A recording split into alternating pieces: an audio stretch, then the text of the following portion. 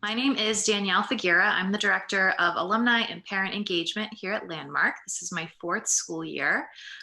Thrilled to be here with you tonight and thrilled to have a group of parents and guardians who are excited to participate in this way. Tonight's session is a Landmark Learns presentation, which is a series of educational workshops and resources that our faculty and staff are creating the content and sharing it with our parents and guardians. So that you know, tonight is being recorded. So we will share that recording next week in the newsletter, not tomorrow, but the following week. And we'll also share the slides. So if for any reason tonight you need to jump off early or anything, feel free to do that. You know, we're a flexible group here, so we super appreciate you being here and making time to have this conversation with us and something that we think is important and our faculty are trained in and excited to bring to you. So throughout the presentation, if you have any questions, please put those in the chat. What I will do is I'll condense those and point them towards our presenters at the end of their presentation. So they will present for about 45, 50 minutes. And then when they conclude, we will run through all the questions. And if you have more, we will make time to answer those. We should wrap up sometime between 8 o'clock and 8:30. And if you have any additional questions throughout the presentation, you can feel free to put them in the chat. I'll be monitoring that and can help you. So without further ado, I think we're going to ask Tara and Mike to take the floor. All right. Good evening, folks. My name is Mike Cunha, and I'm a faculty member at Landmark EMS Elementary Middle School. I am a 7th grade social studies teacher. So a lot of what I'll be sharing tonight are a lot of like my experiences and the experiences of other teachers. And of course, the theme of our talk tonight is motivation, the Landmark way. And I will be doing the presentation with Tara Jolie Laudermilk. Yeah, thanks, Mike. And thanks everyone for being here. We're really excited about this topic. We just want to let you all know that we would love to answer your questions if we can. So please don't hesitate, like Danielle said.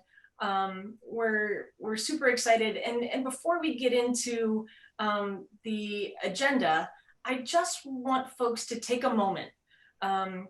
Take a moment. We're not going to ask you to share this. So really, this is just for you. Take a moment to think about what motivates you. What is something that really drives you or excites you or pushes you to do something? So as we go through the presentation, that's something we'd like you just to think about. And so the next slide we're going to take a look at is going to be our agenda. Tonight you're going to hear that predictability and structure play a pretty big role in motivation. So we thought we'd start with the agenda. Just like we do with your students every day in the classroom. We are going to acknowledge that this topic is a pretty big one. There's a lot of information, a lot of things to talk about, but we're going to try to condense it a little bit into breaking it down into what is motivation, what that looks like, what some of the theories are. Then we're going to take it another step further, and we're going to talk about motivation at work. We're going to give you some examples and show you a clip and walk you through actually motivation at play. And then we're excited to talk about Landmark and your students, your children, and how motivation works with them and how we as a faculty and staff really work to motivate them. And as we said, we will have a question and answer session toward the end of the program. So let's start talking about motivation. The next slide we're going to take a look at, like I said, we're going to look a little bit into like, what is it? So in order for us to really get it, I think it's important for us to really identify or have a shared definition of what motivation is. And for tonight, we're going to use this one.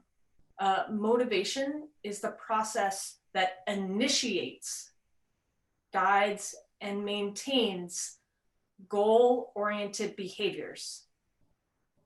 So take a minute to think about that. It initiates, guides, and maintains goal-oriented behaviors.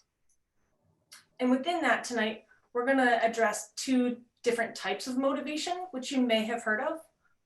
Those are intrinsic and extrinsic motivation. Understanding these are important pieces in understanding how and why we feel like our landmark approach really works.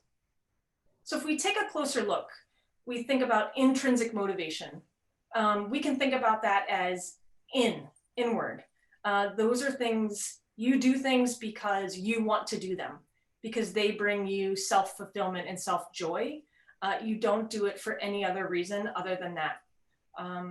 An example of that would be playing a game just because it's fun, or volunteering somewhere because you like to give back. Extrinsic motivation is something where external factors are driving you to do something. They're not personal reasons for you, but really you're trying to do it for other purposes. Some examples that we can think about are wanting to win a game because you want the trophy at the end, or you clean your room because you want your parents to pay up and give you that allowance. Something that I think about a lot for our students in particular is they automatically accept people who friend them, whether it be on, pick the social media site, but they're doing that as a way to receive praise because they want that social capital. They want to be able to say to other people, I have 1,000 friends, I have 1,000 followers. And it's a good way for them to be seen or to be known. But at Landmark, we'll talk a little bit more about how we see them daily. On any given day, we see, and most recently I saw it today, where a student will walk into the library, ask to get a book, just for the simple purpose of wanting to read because they know how. Like, they're not doing it because someone is making them. They're doing it sometimes because they want to read something because it gives them knowledge and they want to learn more. Something that I think is probably one of my favorite things at school is on our first day, and this has happened as long as I've been at school, our head of campus and our academic dean and our dean of students, they meet with small groups of students and they ask them to set individual goals. And for me, a light bulb went off, like right out of the gate. They are transferring ownership to our students to say, you do this. We can set all the goals we want for you, but really the buy-in is when you set them yourself. So then extrinsically, how do we see that at Landmark? We find that kids will really push themselves to work harder or begin to conform to school rules to meet the expectations of teachers or parents. And they're striving to perform not for themselves necessarily, but they're doing that because they want to receive that praise and the accolades from their parents or their teachers. You know, I think about students sometimes, they'll run to open the door, and I had a student not too long ago ask, they held the door open and I thanked them, and they were inquiring if they would be getting a wristband as a result. I don't know if you're familiar, but we have a wristband system when students do good deeds around campus or show a strength in some capacity. But that struck me as being funny because they were looking for the wristband. You should be happy to know I did not give them the wristband, but I did say thank you. So those are just some things that I wanted to talk about in terms of motivation itself, intrinsic, extrinsic. And then I think it's important to talk about in our next slide, why. Like, why is motivation so important? What's the big deal, right? I think it's important to consider it guides us. Like motivation is what guides us in those moments of difficulty and challenge. It also propels us to take action when things are important to us. So at Landmark, we believe that that motivation assists our students in the development of self-confidence. It allows them to open their eyes to that self-awareness while also helping them take the necessary steps to not just set goals, but to also meet those personal goals. I was talking just the other day to one of our colleagues about this presentation, and she brought up a great point. You know, why is motivation so important? What's the big deal? And she noted, you know, so many of our kids have difficulty with executive functioning, right? It's a huge factor in being motivated. It's in the definition. If you don't know how to initiate a task or where to start, how do you put yourself out there with confidence? I was really impressed with that point. And, you know, it's something that we think about all the time when we talk to parents or families, that as a school, as a community, we have to think about, is what we're seeing a lack of motivation? Or is it a deficit, right? Is it a deficit in executive functioning? Or, truth be told, is it both? Which, yes, sometimes it is. An example of this would be homework. You know, I think as students start to get more homework, sometimes, you know, the question is, do you have homework? The answer is yes. And sometimes students don't know where to start. And I think it's helpful, like some helpful tips would be, allow them to set a schedule for themselves, have a structure. Okay, so we're going to go down the order of classes, and this is homework I'm going to do first. I'm going to do social studies first, then LA, then math, for example. And I think that just kind of helps guide them a little bit in starting or initiating that task. So I just wanted to note that and why it's important. It's important to think about, and it's important that those are ways and strategies we can support our students. And, you know, moving on to our next slide, which is really kind of what we're going to base a lot of our talk on tonight, is there's a motivational theory, which many of you are probably familiar with, which is Maslow's hierarchy of needs. And we're going to try to use this to break down how our students find their footing and achieve higher levels of self-motivation throughout their time at Landmark. We're going to just try to break it down a little bit, so be flexible, be patient with me if you will. I'm going to quickly just touch upon the first one. We're really fortunate in that we don't often find when students come to Landmark, they're not challenged with the physiological needs. We tend to have students who do have the privilege and opportunity to have their basic needs met in this way. They have water, food, shelter, they have a home. So, you know, that tends to be a step that our students have already taken. The second step is where we start to see where some of our students really need some more support. You know, as students come in, we recognize that they haven't always felt that sense of safety in a school setting, whether it be physical safety or emotional safety. We recognize that they've experienced potentially some real hardship in that way in a school setting. And we try to help them feel a sense of security and safety once they get to school. And then taking that another step up, we look at love and belonging. You know, once students feel that sense of safety, we start to see them look for connections to peers. They start to look for, you know, friends at school. They start to look for people they can hang out with. And I have to say, for our middle schoolers, this is really what they're looking for. Developmentally, it's appropriate. It's what they should be looking for. But they long for it. They long for the desire to fit in, to be seen, to be liked.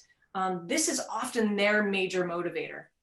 And, you know, after all, who doesn't want that? Who doesn't want that feeling of love and belonging and acceptance? So we find that if this step is achieved, that more likely our students are going to be in a place where they're able to open themselves up to learning in the classroom. Because they start to have that sense that people care about them and they appreciate them, and that they have that place of love and belonging. And the fourth and last step I'm going to talk about right now is esteem. You know, as we climb that ladder and those needs are being met, we start to see that students loosen up a little bit, and they really start to get to a place where they feel like not only can they, but they are able to perform academically. You know, a strength of that is they're in classes with peers who have similar learning challenges, or you know, they're at the same level, which allows them to feel that sense of safety. And I feel like we start to see them shift a little bit from that more extrinsic sense of motivation to more intrinsic one, because they're starting to gain that confidence. I've just spent a long time talking, and I feel like Mike can, in the next slide, very quickly simplify all the things I just said. So to Maslow's hierarchy, to simplify it. So human beings, they're motivated by a hierarchy of needs, and these needs are organized in a, you know, as it says in the text, in a hierarchy of prepotency, in which more basic needs must be more or less met. So just as human beings, like we operate from that hierarchy of needs. And just like the slide indicates, our needs are such that the more basic needs, they need to be met before we can focus on higher needs. So for example, at Landmark, students really they have to feel safe in order to be able to learn. And that's, you know, it's both, you know, physically safe, knowing that, you know, they're in an environment, you know, with expectations, and that adults are around who care about them, but also an environment where they can feel academically safe, where they can, you know, it's okay to make a mistake. Mistakes are part of learning. That's how we grow. So the order of needs, it's not rigid, but it, you know, it's can be pretty flexible. It's based on external circumstances or individual differences. In some circumstances, you know, your basic needs, you can put those aside for a time in order to meet higher needs. So just for example, I'm gonna do my best with a football example. I'm about the only guy in New England who doesn't follow sports, so please bear with me. But an example that I thought of was a fourth quarter championship football game on a muddy field in the middle of a rainstorm. Okay, so you've got a team that's tired, they're hungry, and they're cold. The coach, you know, he's going to go out and he's going to rally his players. He's going to ask them to put aside their hunger, their fatigue, and their discomfort of being cold, to, you know, in order to go out and do their best, like, for the team, and to try to win that championship. So that would be an example there of how you can put those more basic needs on hold for a bit. So in most behavior, it's multi-motivated. It's simultaneously determined by more than one basic need. So you might have someone who, quick example that comes to mind is someone who does martial arts, like they stick with the program because it provides a lot of like self-satisfaction, but like being able to say, you're a black belt, that's pretty cool too. So so we have that there. Now, as leaders, whether they're teachers, coaches, corporate executives, members of the military, leaders, they provide like three components in leadership, and that's it's purpose, direction, and motivation. Okay. In purpose, you're giving the reason for why you're doing this task. So purpose is the reason.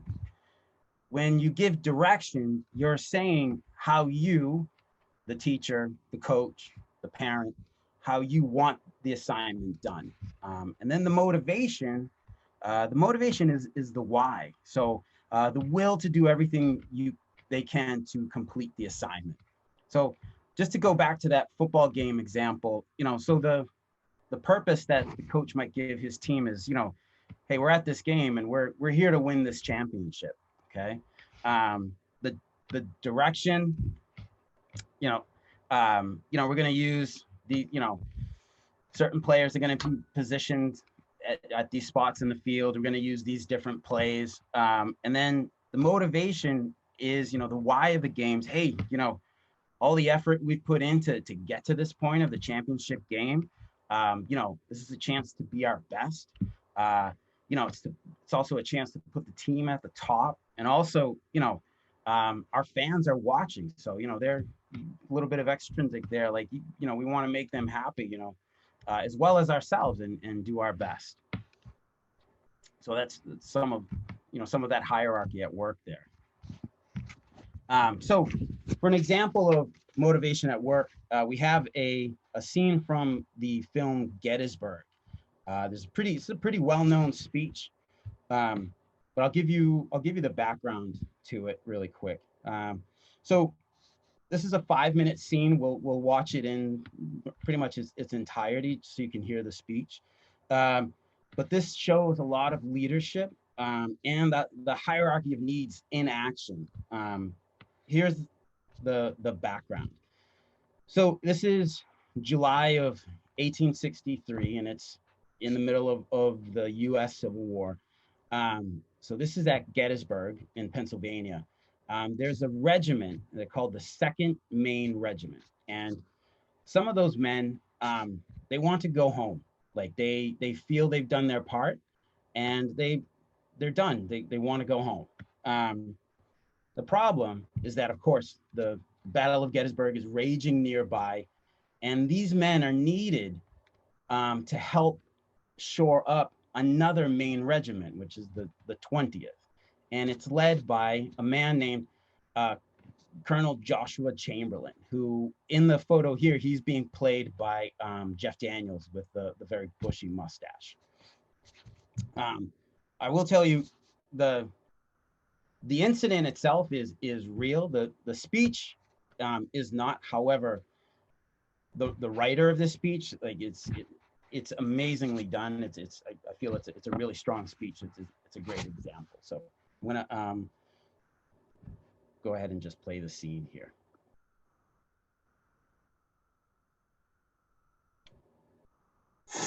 We just had the most amazing family vacation.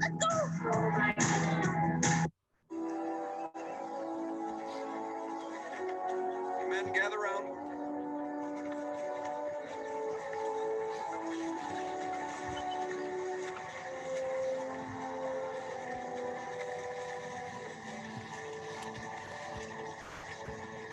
I've been talking with Private Buckland. He's told me about your problem.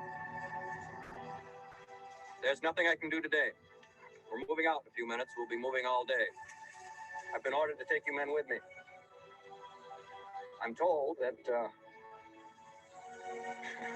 if you don't come, I can shoot you. Well, you know I won't do that.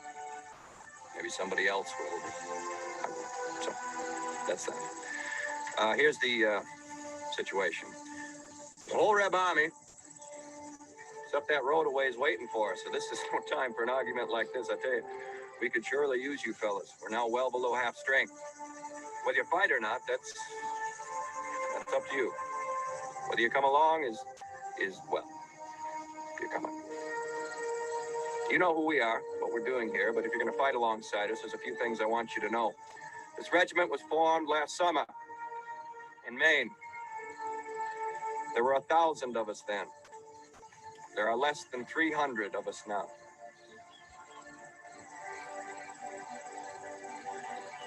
All of us volunteered to fight for the Union, just as you did. Some came mainly because we were bored at home. Thought this looked like it might be fun. Some came because we were ashamed not to. Many of us came because it was the right thing to do. And all of us have seen men die. This is a different kind of army. If you look back through history, you will see men fighting for pay, for women, for some other kind of loot. They fight for land, power. Because a king leads them, or just because they like killing. We are here for something new.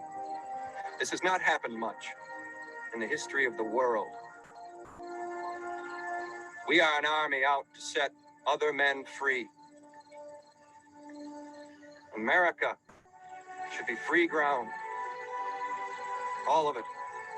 Not divided by a line between slave state and free. All the way. From here to the Pacific Ocean. No man has to bow. No man born to royalty. Here we judge you by what you do, not by who your father was. Here you can be something.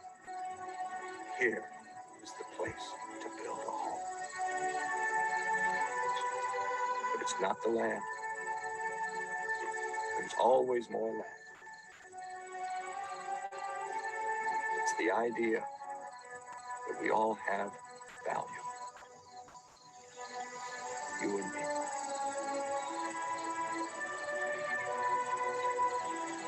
What we're fighting for,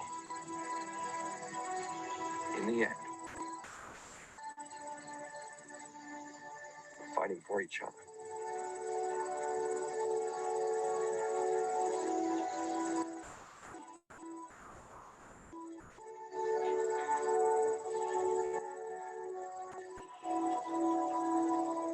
Sorry, I didn't mean to preach. You go ahead. You talk for a while. If you choose to join us, you want your muskets back, you can have them. Nothing more will be said by anybody anywhere. If you choose not to join us, well, you can come along under guard, and when this is all over, I will do what I can to see you get a fair treatment, but for now, we're moving on.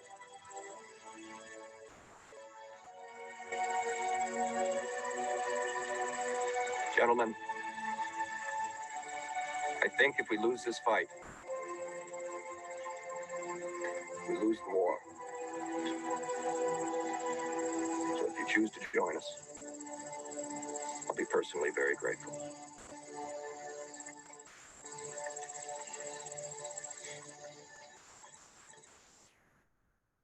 Good.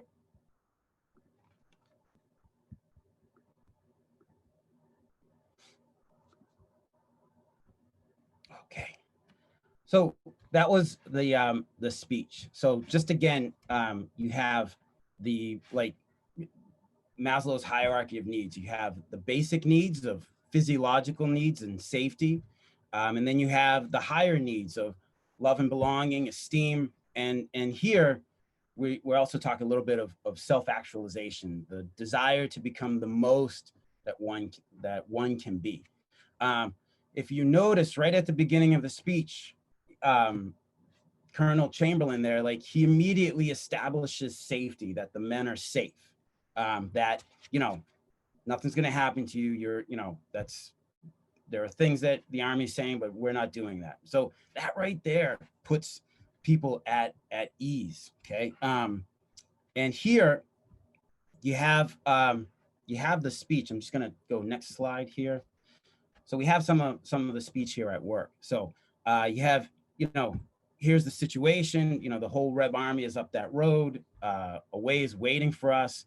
There's no time for an argument like this. I tell you, we could surely use you fellas, okay? This is an appeal to esteem. This is an appeal to, we need you here, that Chamberlain is asking those men. So how do we apply that esteem at school? We translate like a similar appeal by telling students that they belong here, that in a sense, like that, not in a sense that you're part of the Landmark family and you're part of the Landmark team, and this is where you belong. And by belonging, especially with some of the history of schooling, the school experiences, we're trying to communicate to kids, hey, this is the right place. You're here, okay? The next part of the speech I thought that stuck out was, we're now below half strength. Whether you fight or not, that's up to you. Whether you come along, well, you're coming. Okay? So this isn't exactly on the hierarchy of needs, but it is a requirement nevertheless. So Chamberlain here, he's establishing safety and physiological needs. You are safe, but there are conditions, like just like we set expectations in the classroom and the school environment. We are meeting students where they are, and we're also setting expectations for them and the rest of our school. And students will be safe, of course, but we also have rules and procedures that we follow at the school. This third part here, the regiment was formed last summer. There was 1,000 of us then. There's much less now. Many of us came because it was the right thing to do. So Chamberlain here, he's appealing to love and belonging. He's telling the men that they and his own men, like they're the same. They're from the same state, and that they joined for the same reasons. So at Landmark, we see this, when students learn that the other students in class with them are just like them, with the same learning challenges that they have, and that also provides like another sense of safety. Like everyone, it's not me. I'm not the only one with these challenges. Everybody else here is just like me. So that also, it helps bring us together. Like, hey, we're all here together and we're in the right place. So, and then the last part of his speech, where he talks about, if you look back through history, and America should be freed ground, all of it, but it's not the land. It's the idea that we all have value, you and me. So this is a real appeal to esteem and self-actualization. This is how you can be your best self. Like you are part of something bigger than just you. And in that particular case, they're working to free other men. They're not working to conquer another piece of land. It's to free other human beings. So this is a much higher calling for these guys. In middle school, we're, as Tara indicated earlier, we're working for esteem, self-actualization. That our student population, they're young and they have a long way to go in social and emotional development. So we're working towards esteem, but we do want to set them up to help them get out on that path towards self-actualization, towards becoming their true potential, reaching their true potential. And then I will switch over to the next slide, where we start to make these connections. So yeah, we watched this clip, and Mike's talking about the Army, and I'm wondering if you're wondering, are they comparing Landmark and their students to the Army? Of course not, but kind of.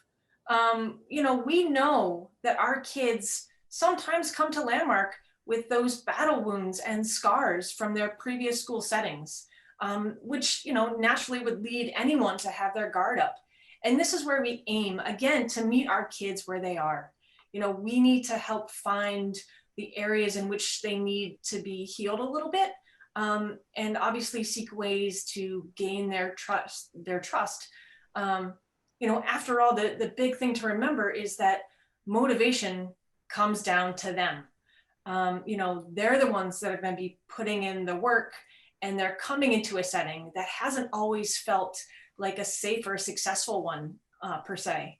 And as a faculty and staff, here at Landmark, we really pride ourselves on being, that steady, reliable, goal-oriented and structured group of people, and we feel like this allows for that strong level of predictability that our students can really depend and rely and count on, where maybe they haven't experienced that before in an academic setting. Our teachers are phenomenal at, rallying around our students to show them that, like Mike just said, they're not alone. And additionally, they do have true moments of academic success. And in doing so, I feel like that really helps students to gain that confidence, and allows that sense to grow into a state of motivation. That unique teaching style of what our teachers do, but at the same time, it would be in poor form if I didn't say our teachers know our kids so well.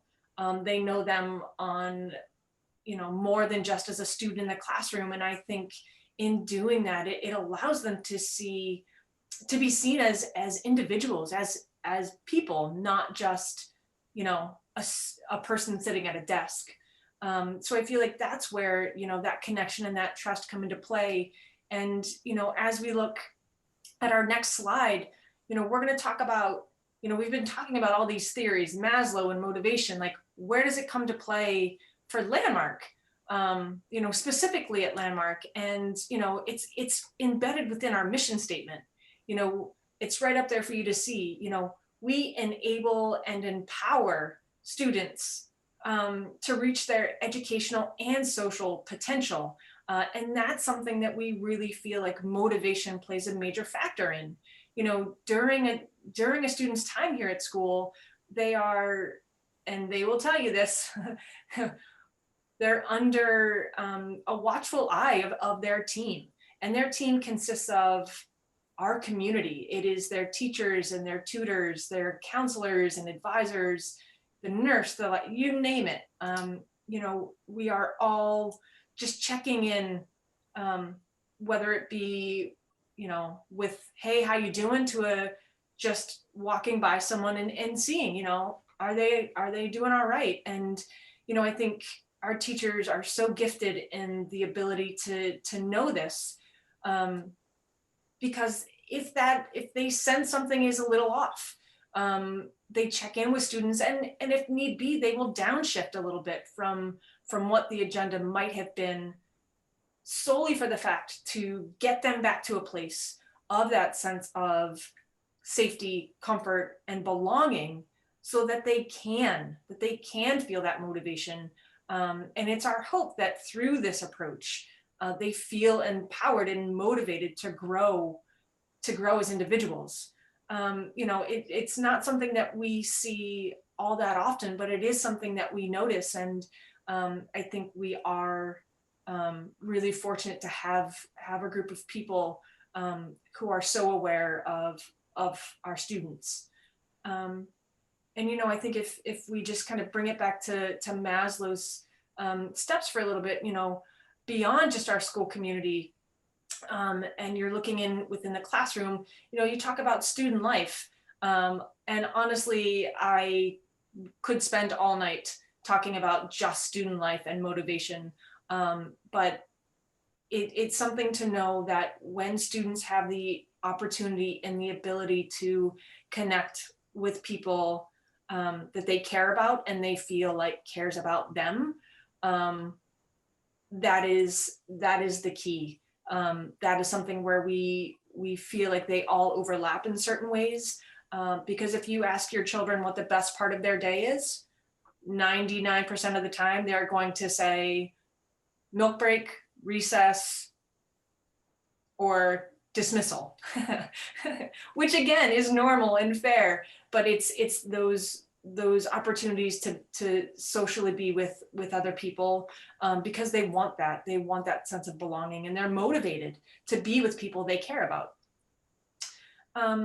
And saying that, you know, in our next slide, we'll talk about why does being motivated even matter? And realistically, it matters because they're the only person that can decide to do something or to be motivated. You know, it's that old saying, you know, you can lead a horse to water, but you can't make them drink. And I feel like time and time again, when students are reminded, you know, just gently asking like, hey, what are your goals? What are you working on? Or like, what are the steps you're taking to achieve your goals? It is unbelievable to see them acknowledge it or say what their goals are. But I want to be really clear in our presentation tonight. Please make no mistake, your kids are motivated. They are motivated as learners. They are motivated to grow. You know, they get up early, they get out of the car. Like those are all being driven. And maybe it's because you're motivating them. Like you have to get up. You know, it's all of those things that they come into play. But it's important that we say, you know, your kids are motivated. Granted, you might see at home, are they much more motivated to do preferable tasks? Of course. Do they want to? They're super excited to play video games or to get on their phone and Snapchat with their friends. Probably less motivated to make their bed or to take out the trash, right? That's human nature. But we wanted to point out that our students do. They do have some form of motivation, whether it be intrinsic or extrinsic, because again, they show up. They show up each day and they work hard. And in doing that, they're moving forward each day. They're getting one step closer to achieving those goals, whether they be academic or social. And I just quickly want to touch upon, there are 3 components in motivation, and those components in achieving those goals are activation, or kind of the step to move toward your goal, persistence, our willingness to keep going even when something is challenging, and the intensity, you know, the effort you're putting forward, how hard you're trying. And, you know, I think it's unbelievable to know and to see how our students are shifting and adapting and growing in this new normal that we're experiencing, given that we're in a pandemic. But it's really amazing to see, you know, we often see our kids come to us because they've exhausted their efforts to perform in a traditional school setting. And we know they're coming to us already with that lack of intrinsic motivation. But we also see at Landmark that they often haven't had their strengths highlighted for them. So at Landmark, you'll hear people talk about their islands of competency, and it's that we really try to take the time to highlight those things for our students and not let them forget really what they are strong at. And we do, it allows all of those things that we've been talking about to kind of come into play. It's where you feel safe. It's where you feel like you can grow a little bit. And they set their goals, they work with their team, and it's incredible to see once they get to a point where they feel that sense of accomplishment because they are doing it. So I know Mike's going to talk about in our next slide how that connects to our teaching principles. So with Landmark, we have our 6 teaching principles, and we'll just go ahead and we'll start right at number 1. So first thing we do is we provide opportunities for our students to experience success. So this is giving students the drive to do everything they can to be the best student they can be. It refers to those islands of competency that Tara just mentioned. We start with what they know, and then we start to build from there. We meet students where they are. And as our just former principal Rob Kahn has said, we seek to use all the strengths of the students like as a success. So for an example, just in my classroom last week before Thanksgiving break, I gave a quick 1-day lesson on the days of the week, as in the history of them, like where do we get Tuesday, Wednesday, Thursday from? So I asked the students if they happen to maybe already know. And then a student raised his hand and said, the ancient Greeks. And I said, yeah, like the ancient Greeks, okay? Now, the ancient Greeks, they weren't the ones who invented the 7-day week and all of that, but they borrowed the system from someone else. So they are a part of that chain.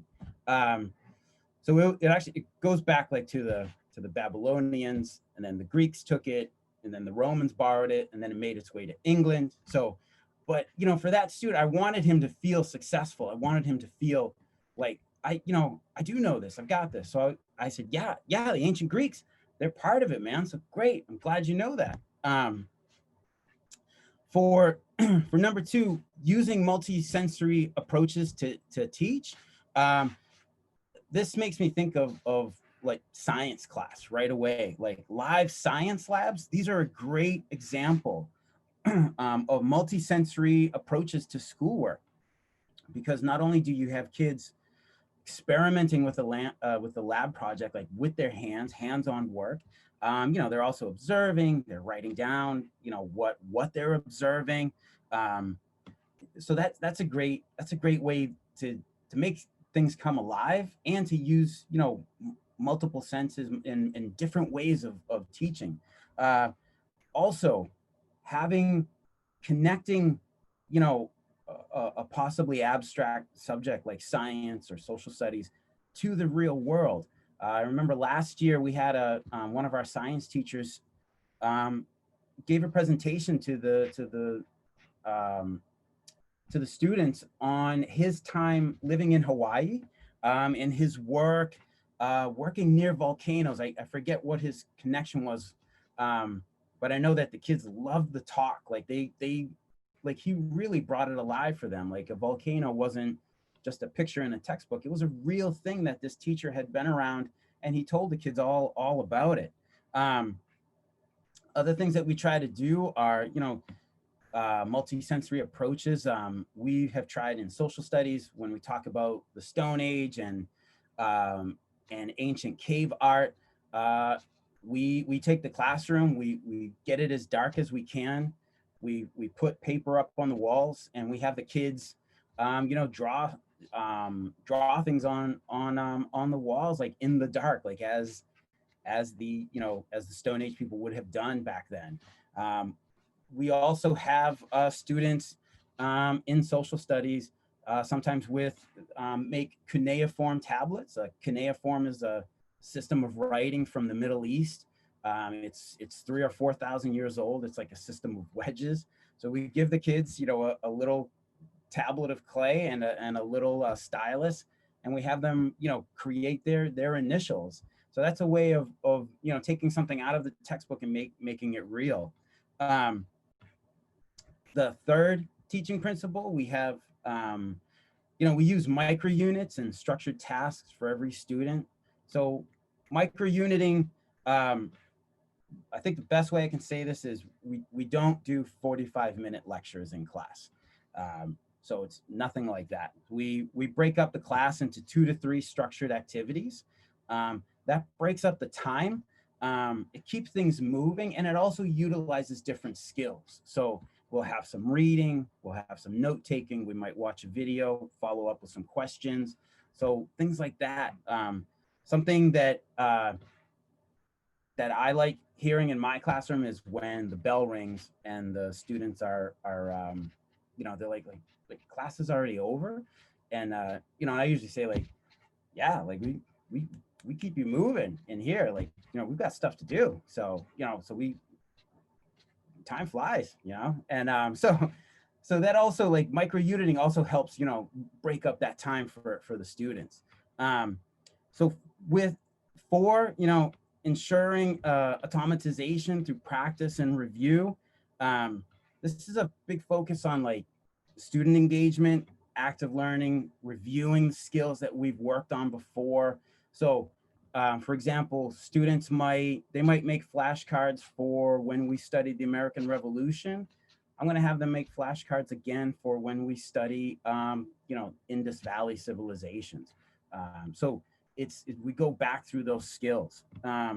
It's also, again, keeping the students engaged. We have a round robin format where, you know, we simply go around the classroom, and every student will answer the question, you know, the next and the next and the next. That way, you know, when, for example, if Tara's answering the question and I'm sitting next to Tara, I know like, oh, I'm up next. So let me start to get focused on what's coming. You know, with our class sizes being smaller, I also, you know, I try to joke with my kids, and I try to, you know, this is a class of 8, like, you really can't hide here, like everyone's going to talk, you know. So so that's, you know, that's something that we do as well. 5, you know, providing models for our students to use as a guide. This goes from academic, of when we want students to write an essay, a short essay, multi-paragraph essay, you know, we'll have one done and we'll show them, hey, this is what your finished product is going to look like. And then we're going to walk through this together. And, you know, every step of the way, you know, we preview our assignments and then we work through them, of course. And when it comes to the students working independently, of course, you know, we're always close by, walking around, monitoring, making sure that you know, they're doing the task the way we want them. Excuse me. I believe another model is sorry for using the word a lot, but modeling our enthusiasm. So as the students are going to feed off of our actions. So, you know, like you know, like that science teacher who came in, spoke of his time in Hawaii, like made that science come alive for his students. Like, they're going to get excited about it as well. I tell my students in the classroom, like, you know, like I love history, like, and I get super hype about it. So this is when I start talking with my hands. I possibly get a little bit too loud, but like, this is me. Like, I love this stuff, you know, I love the Stone Age. And so, and hopefully, you know, they start to get into it too. I think a way that does show that is in speaking with some of my own classes, students tend to say, you know, I don't know, or, you know, I can't do that. Well, a short time ago, we had a little discussion in class of like, hey, like, I know you guys don't know this, and you guys feel that you can't do this, but you really can. And you don't know it yet, but it's coming. And you guys, like, you are fully capable, you can do this. And like, you will know this soon. So this translated out to a couple of days later, where one student said, you know, I don't know, in response to one of my questions, but his friend said, you know, I don't know yet. And so, you know, they laughed, and, you know, but I took that as a victory. Like, yeah, you know, even if they may joke about it, some part of it is there, like some part of it, you know, stuck with them because it had some meaning. So that's, you know, yay. and 6, including our students in the learning process, trying to get, again, working with what they know, like with their strengths, and also with some of their interests. In class, 7th grade, we usually teach ancient history. One way I usually teach ancient history myself is we usually teach it through Ötzi the Iceman. Ötzi the Iceman was a real person. He was frozen inside of a glacier in Italy for 5,000 years. And then he was eventually discovered. And I mean, he is just a treasure trove of information about the Stone Age. I mean, he literally like still had food in his stomach. So I wasn't going to teach that this year, but a student happened to mention like that he knew about this guy who had been found in a glacier, and he had all sorts of cool stuff on him, and this one student mentioning that in class, he got all the other kids around him excited, like interested, like, wow, really? Like, what's that all about? And so right there, I just said, all right, so we're doing Ötzi this year. So, I just switched the plans just to capture that interest and maintain it. So, we learned about this gentleman again, and the kids, even today, like they're still asking if we can continue watching that documentary. So, but we're past the Stone Age. So, so from other teachers, like views from the classroom, and how we motivate students. This is from another teacher here at Landmark EMS. So just first and foremost, I think of setting the students up at the beginning of the year with clear and consistent expectations is key. This allows them to take control of their materials, personal space, and themselves. And this puts the responsibility on themselves. Like, you are safe, but we've got these expectations here. And then in terms of classwork, science allows this teacher to provide opportunities for hands-on labs and activities. And this is a great motivator because their chances to move around and play in a very organized manner with clear directions and clear supervision. So that's one thing that we can do and that we do. Other things that we do, using individual whiteboards to change things up during classwork or review, a 10-minute video on a related subject. Okay, that also allows for some great visualization. Class review quizzes and small groups to give them confidence. This allows the kids to work together. Now with the current pandemic situation, it's a little more complicated, but there just have to be more distance, but it can still be done safely. Scavenger hunts, they're always, related to a topic. Those are always fun.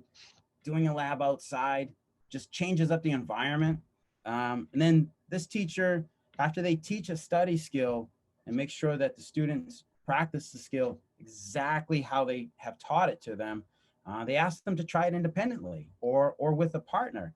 And this gives the student a sense of ownership and confidence to use the skill.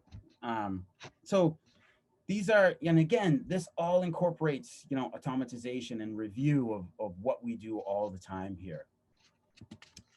And this slide here, it's a bit text heavy, but this first paragraph is, I'm just going to read it verbatim. So one of the most important pieces of motivating students is to remove the stigma that struggling or being challenged in the classroom is a sign of a lack of intelligence.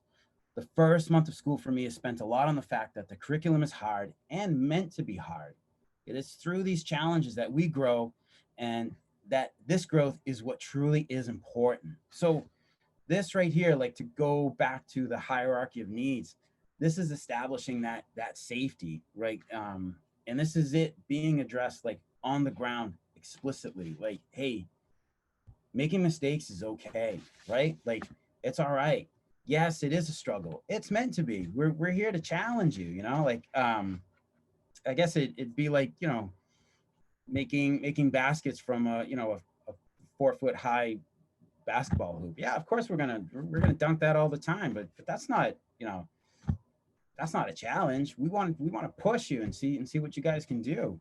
Um, so we're working to remove that stigma, and you know, by having students, you know, eventually open up to accept their vulnerability, um, they can they can start to take risks in risks in the classroom, you know, by working on difficult tasks, things that they might not be comfortable with.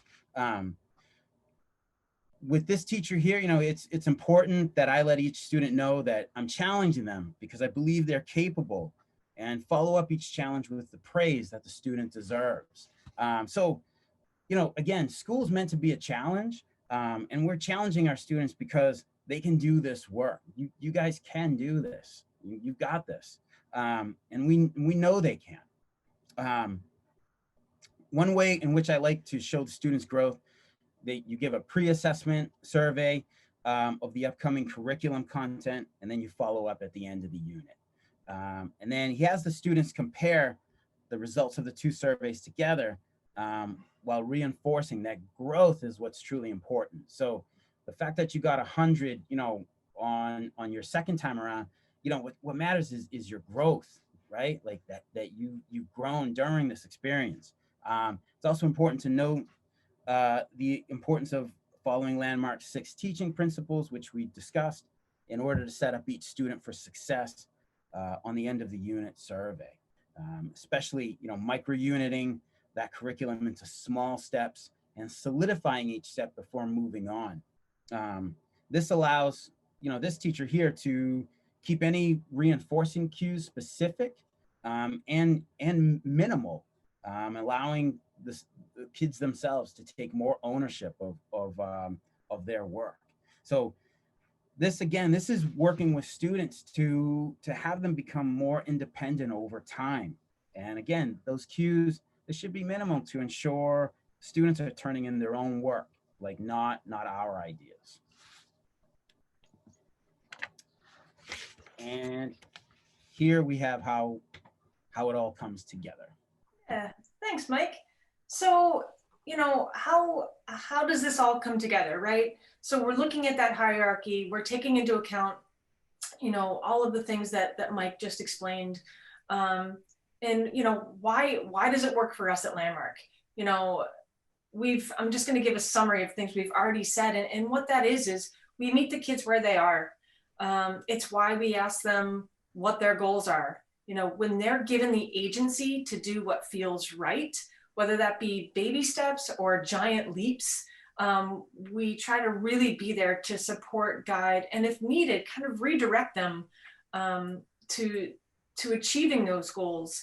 You know, we feel like we try hard to acknowledge their islands of competencies, their strengths, the things they're good at, and to remind them that they do have those.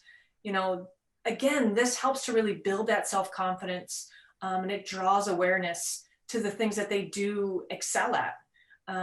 We continue to strike that balance between the intrinsic and the extrinsic motivations with our students. And, you know, we feel like the more awareness and ownership or independence they have over their learning, over their social connections, participation in extracurricular activities, the stronger their motivation becomes.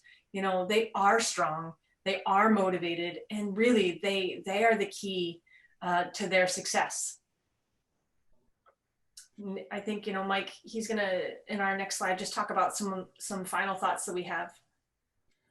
Yeah, so just for final thoughts, I mean, ultimately, motivation, you know, it needs to come from the self. But to get there, you know, a middle school student, they might need some outside motivation to get on the path towards learning, success, and fulfillment. Outside motivation, or, you know, more accurately, like extrinsic motivation, this is where we begin with students.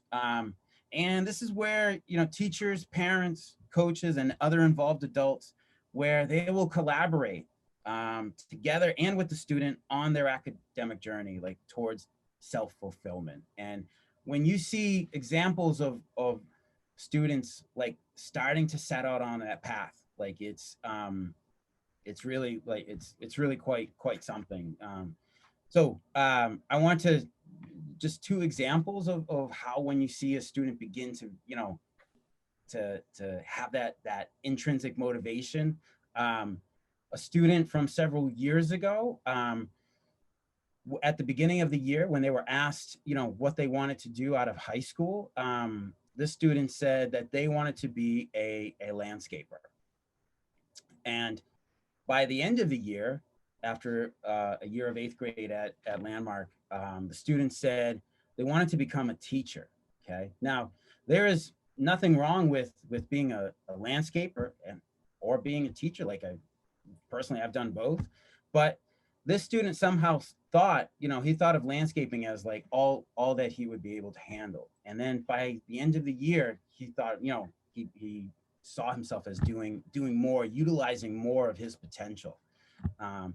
Another great example of a student starting to utilize that self-motivation, that intrinsic motivation, is a student who she went on her own, started to research her own family history, and a very special family member who, you know, who worked for the government and brought that in to show us, and like super excited to share that information with us. And I was like, yeah, this is really cool. Like you did this all on your own. That's awesome. So this is how, you know, this is where we want to set students out on this path of you know, motivating themselves and working towards their potential. So I'll just move on to the next slide. Yeah, you know, I think at the end of the day, we consider ourselves a team. We consider ourselves family. You know, we feed off the energy and excitement and the effort of those around us. And I think I'm going to put myself in that boat. You know, I know we're talking specifically about students, but I think that's true for all of us. And I think when we watch others work hard, we want to work hard too, because the drive it's within us.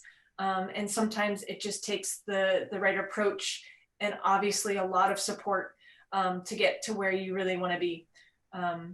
So, you know, I think with that being said, we've talked a lot, but we would love to hear from you. If you have questions, like Danielle said, please toss them in the chat. If you have something you'd like to share, you know, we're yours for the next 17 minutes. We're a small enough group too, folks, that if you just want to have a conversation, we're totally open to that. We don't need to go through the chat at this time. But Mike and Tara, thank you so much. This really was super informative. And I personally have gotten a lot out of it about just, I don't think I've ever stopped to think about what motivates me. And it makes so much sense with our students, particularly when you talk about their need to feel some sense of accomplishment, particularly if they've had different school experiences that might not be as supportive or as individualized as Landmark. When they come to us, there's a bit of undoing that needs to happen and trust that needs to be built before you can begin that work of motivation and then getting them to where their skills need to be. Yeah, it's true.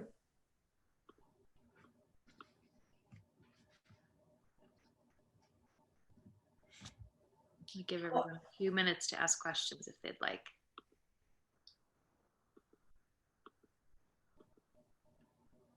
I think the really cool thing, Danielle, as I'm looking at the people who are in attendance, it's really neat to see all of them here, and to know each of their children, and to see their journeys, whether they are a first-year student or have been with us for a number of years.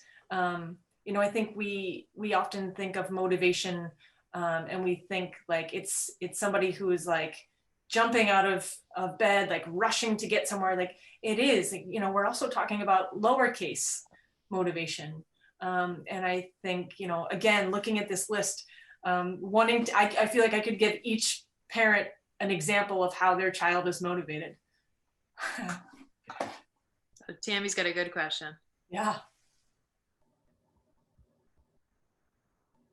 My husband in the background, he's listening, he has it in your thingy in the kitchen. He brought that up. He wanted me to ask. But that doesn't have to do with school, though. Right? Yeah. So some advice on, Yeah, any thoughts on how to make it more motivating? I mean, she reads books on her own now, she's the most beautiful thing ever. is there a connection like in the morning, like if like they're just staying up late, like much later? Yeah, like I would like to spend time. It's sort of hard to sort of almost like do it. Like I know you maybe feel this, but maybe your schedule. I don't know, just sort of go back to tennis ball. Do something else rather than do that kind of thing. So it does end up later. Get up, get water. Yeah, I think if there can be a connection drawn to the feeling in the morning, like do you feel like there's that sense of being like really tired in the morning, or is there no issue, like getting up in the morning is fine and you on the way you go? Harder for her to get going. She loves coming to school. She loves it. But yeah,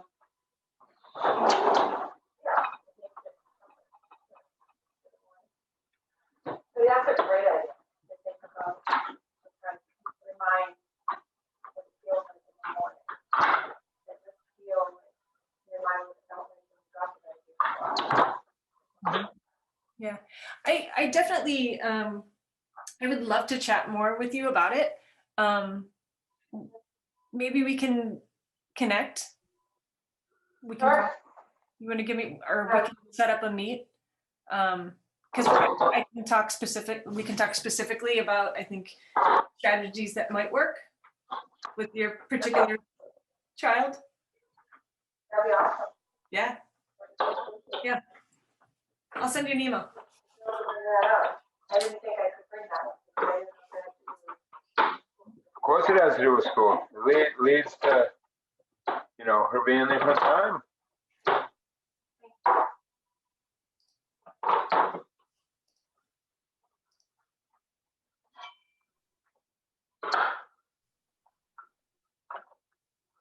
No questions? No other questions?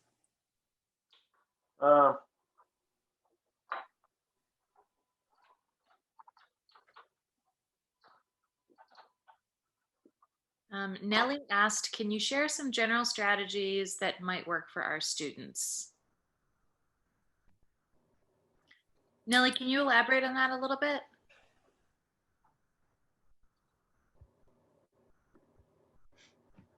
Oh, with regard to the bedtime schedule. Yeah, I mean, I think they're kids, right?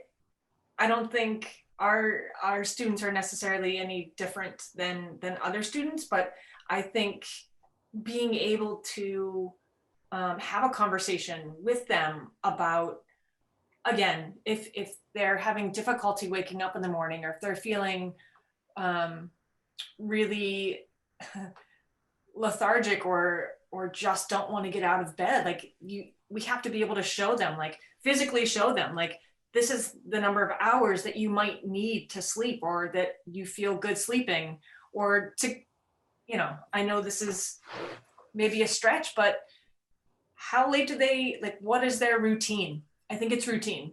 It's knowing if they're staying up until 11 o'clock on Friday and Saturday night, and then they get up at 11 a.m., like they're getting the extra sleep they might need. But I feel like it's understanding that they need to have it drawn out for them. I really believe that. I think it's being able to draw the correlation of, like, do you feel bad in the morning? Are you really tired? Are you unable to access the work that you need to do? I think that, and it is, you know, Mike said the other day, sometimes it's because I said so. I don't know if you have any thoughts on that, Mike, but Yeah, sometimes when I hear students in the classroom saying that they've stayed up super late playing video games, stuff like that, like I will, you know, from my end in the classroom, I try to tell them, you know, like you guys, you guys need, like you guys need about, I'm not sure what it is for teenagers, but it's in the realm of 8 to 10 hours of sleep a night, and I should go with that.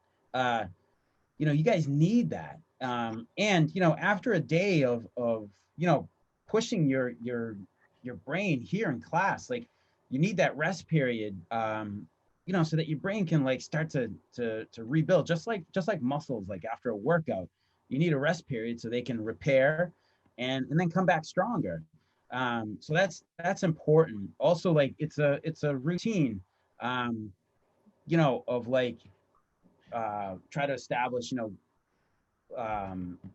if the schedule works out, you know, have the students like, you know, maybe finish the homework right away, and then, you know, make sure that they get to bed, you know, at a good time to get a good night's sleep, and then in the morning, even have them organized, like have your outfit for the next day picked out. If you're bringing lunch to school, as you know, my own kids do, like make it the night before so you don't have to, you know, don't have to worry about it the next morning. Like just again building that routine, but also making sure to explain like why sleep is so important for them. and you know, I would also say taking limiting or reducing the number of things they have access to that might be motivators for them. So cell phones, gaming systems, you know, if they want to stay up and read books, I mean, that's a family choice, but I feel like, you know, sometimes, you know, that it's other things that are drawing them to not want to go to sleep. Mr. McKernan.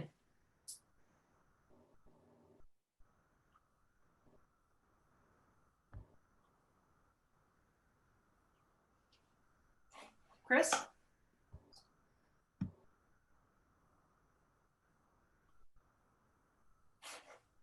I'm gonna try and oh, I think you're Yes, I'm sorry, Danielle, I thought you needed to unmute me. good. I'm sorry. I'm Chris McKernan. I'm another faculty member at the EMS campus, along with Mike and Tara. And I'm also the parent of a 5 and a 9-year-old. It's 8:23 right now, and both my sons are in bed. And the biggest part about that has been, as we've been talking about it, it's routine and consistency with it. On top of that, I'm also an 8th grade teacher. That's essentially all I teach at Landmark. So I'm probably a 14-year-old at heart. So I understand the desire to stay up late. I'm not a gamer, but I do like to play racing simulations. So I can understand the time suck that can happen later in the day. One thing that's been good for me, and one thing that I think that works for some of these kids, is competition. If you start to pull in the idea of using technology and competing on things that might not seem competitive, like who's getting better sleep scores, who's crushing their recoveries, whose like food log is better. It's amazing how that kind of peer interaction with something so mundane as how much sleep you get and how much food you put into your body and how much water you consume starts to become a really fun thing for some of these kids. There are so many opportunities for them to link their interest in technology through apps such as like Whoop. I don't know if anyone here is familiar with what a Whoop strap is. Danielle, you're wearing one. I've got one on. These are really great motivating tools. I think tonight was talking about motivation. And if you're going to switch from extrinsic to intrinsic, one great way is to see what your body is telling you and responding to it. And Danielle can probably attest that there are days when you see that the response your body is giving you, you can understand why. And if you are sleeping minimally, it's gonna catch up.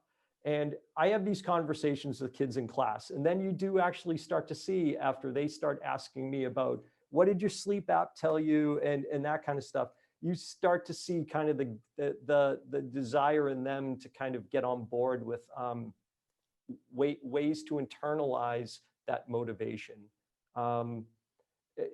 As we've talked about, limiting technology is great, but using technology to at the same time collect data and have telemetry on who you are is a really kind of fun, motivating factor. Just a thought. Tammy, it's called a Whoop bracelet. It's WHOOP, I believe. Is that right, Chris? Yes. Sounds like a good gift. We don't do technology yet over here. Well, yes, we do. What am I talking about? But the whole world right now is technology, but I mean, we don't do the phone thing yet. But Whoop sounds like a good gift. That's a good idea. Thank you for that. Yeah, thank you. Maybe that would be fun way to do it. I think we had a Black Friday sale last week, so. Oh, really? Yeah, you might be able to still get it. How do you, oh, you were spelled, okay, yeah. That looks like it could be fun. Thanks. Folks, does anyone else have any other questions or thoughts or ideas that they'd like to share?